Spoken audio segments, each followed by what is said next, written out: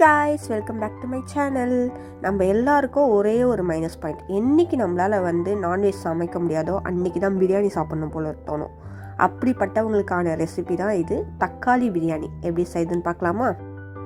பாத்திரத்தில் 2 டம்ளர் பாஸ்மதி ரைஸை ஒரு தடவை அலசி ஊற வச்சுடுங்க. இப்போது ஒரு குக்கரில் 4 டேபிள் ஸ்பூன் எண்ணெய் விட்டுக்கலாம். பிரியாணிக்கு எப்போவுமே எண்ணெய் கொஞ்சம் கூடுதலாகவே விடணும். இப்போது இதில் பட்டை, லவங்கம் இந்த மாதிரி எந்த ஒரு ஸ்பைசஸும் ஆட் பண்ணாமல் 3 பச்சை மிளகா, 3 வெங்காயத்தை நீட்டு வாக்கெலாம் கட் பண்ணி அதை ஆட் பண்ணிக்கிறேன். இப்போது வெங்காயம் நல்லா வதங்கி வரணும்.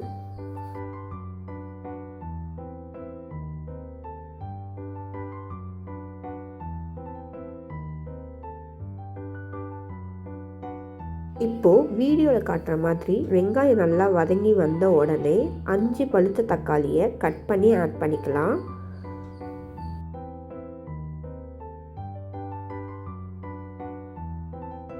தக்காளி நல்லா வதங்கி வர்றதுக்காக உப்பு சேர்த்துக்கலாம். உப்பு உங்கள் டேஸ்ட்டுக்கு ஏற்ற மாதிரி சேர்த்துக்கோங்க. அப்புறம் கொஞ்சமாக மஞ்சள் தூள் சேர்த்து நல்லா மிக்ஸ் பண்ணி விட்டுட்டு தக்காளி வதங்கணும் அந்த அளவுக்கு விட்டுருங்க. இப்போது தக்காளி வதங்கிறதுக்காக ஒரு மூடி போட்டு நம்ம வச்சிட்டோன்னா தக்காளி நல்லா வதங்கி வந்துடும்.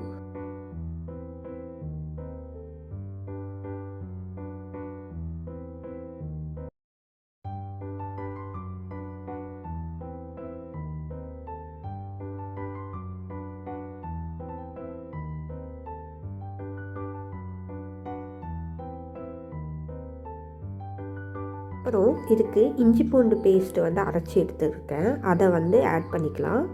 எப்போவுமே இஞ்சி பூண்டு பேஸ்ட்டை ஃப்ரெஷ்ஷாக அரைச்சி ஆட் பண்ணுற மாதிரி பார்த்துக்கோங்க. இஞ்சி பூண்டோட ரா ஸ்மெல் போன உடனே மிளகாய்த்தூள் ஆட் பண்ணிக்கிறேன். இது வீட்லேயே நாங்கள் மிளகாய்த்தூள் அரைச்சி வச்சுருக்கோம். அப்புறம் 1 டீஸ்பூன் கரம் மசாலா தூள் அதை ஆட் பண்ணிவிட்டு நல்லா மிக்ஸ் பண்ணி விட்டுக்கோங்க.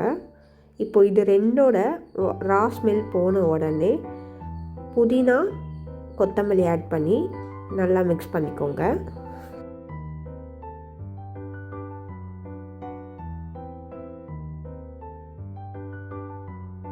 இப்போது 2 டம்ளர் பாஸ்மதி ரைஸ் எடுத்ததுனால நான் 5 டம்ளர் தண்ணி விட்டுக்கிறேன். இது நல்லா குழைய வரணும். அப்போ தான் டேஸ்ட்டு நல்லாயிருக்கும். ஸோ அதனால் 5 டம்ளர் விட்டுக்கிறேன். 1 டம்ளருக்கு 2.5 டம்ளர் விதம். இப்போ அரிசியை சேர்த்துக்கலாம். இப்போது லைட்டாக கிளறிட்டு குக்கரை மூடி போட்டுடலாம். இதுக்கு மொத்தம் 3 விசில் விட்டு இறக்கணும்.